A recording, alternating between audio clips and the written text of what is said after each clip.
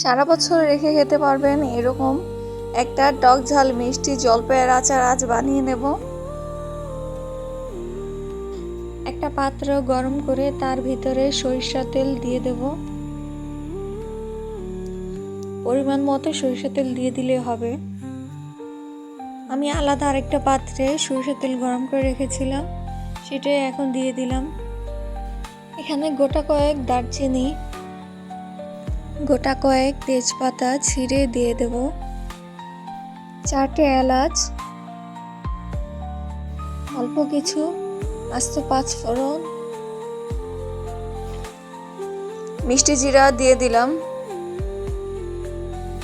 2 চামচ রসুন বাটা। আমি এখানে রসুন ভিনেগার দিয়ে ব্লেন্ড করে নিয়েছি, কোনো পানি ব্যবহার করিনি। আর 2 চামচ আদা বাটা। আদাটাও আমি ভিনেগার দিয়ে ব্লেন্ড করেছি, কোনো পানি ব্যবহার করিনি।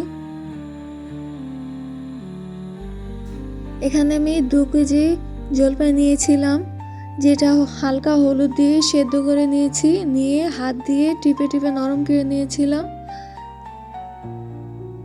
যাতে করে সুন্দর করে এইটার ভিতরে মশলা ঢুকতে পারে, যাতে করে জলপাইয়ের ভিতরে সুন্দর করে মশলা ঢুকতে পারে।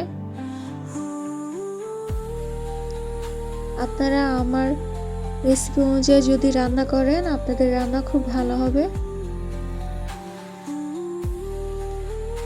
আমি এইভাবে আগের বছরও করেছিলাম, এখন পর্যন্ত আছে। এই আচারটা আমি বিদেশ পাঠানোর জন্য বানাইছি। খুব সুন্দর করে নাড়াচাড়া দিয়ে নেব।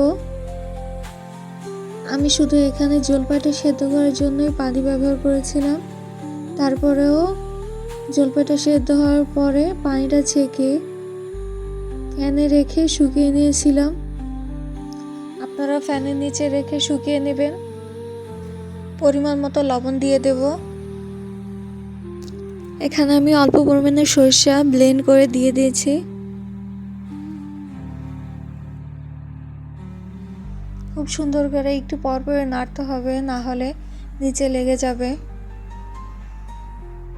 আমি প্রত্যেকটা মশলা ব্যবহার করার সময়েই নাড়ছি, কারণ নিচে লেগে গেলে এটা খেতে ভালো লাগবে না। আমি এখানে 1.5 কেজি পরিমাণের গুড় ব্যবহার করেছি। এটা খেজুরের গুড়।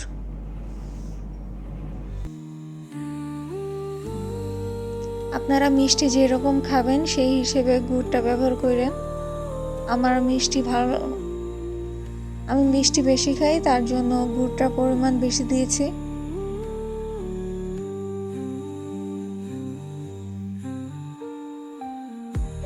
শুকনো মরিচ ভেজে আদা বাটা করে রেখেছিলাম, সেটা দিয়ে দেব।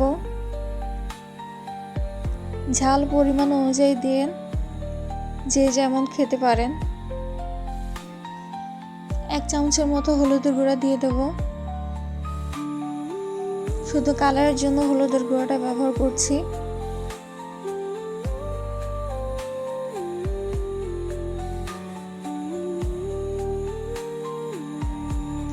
যা যা মশলায় ব্যবহার করেন না কেন, সুন্দর করে একটু পরপরে নাড়াচাড়া দিতে হবে, না হলে নিচে লেগে যাবে। এই দেখুন কালার চেঞ্জ হয়ে গেছে। এখন আমি পরিমাণ মতো বিট লবণ দেব। আমি নর্মাল লবণের থেকে বেশি বিট লবণও ব্যবহার করেছি, যাতে ফ্লেভারটা খুব সুন্দর হয়ে আসে।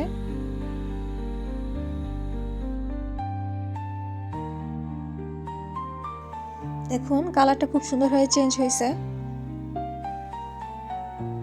গুড়ের জন্য কালারটা খুব সুন্দর করে ফুটে উঠছে।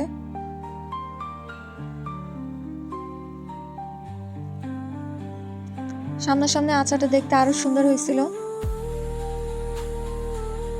এখন ভিনেগার দিয়ে দিলাম। ভিনেগার দিয়ে কতক্ষণ একটু নাড়াচাড়া দেব।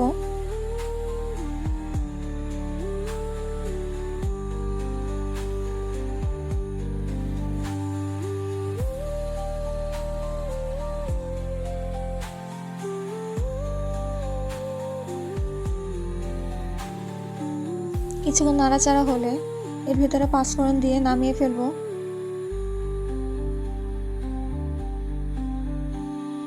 পাঁচফোড়ন দিয়ে কিছুক্ষণ নাড়বো, তারপর নামিয়ে ফেলবো। দেখুন কিভাবে তেল উপরে উঠে এসেছে।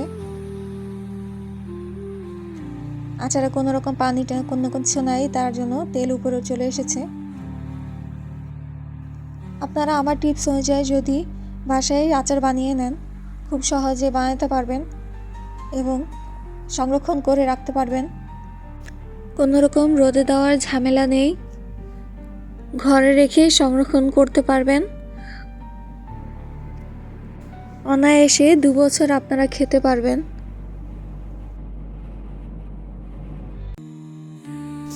তৈরি হয়ে গেল আমাদের অসাধারণ টক ঝাল মিষ্টি জলপাইয়ের আচার।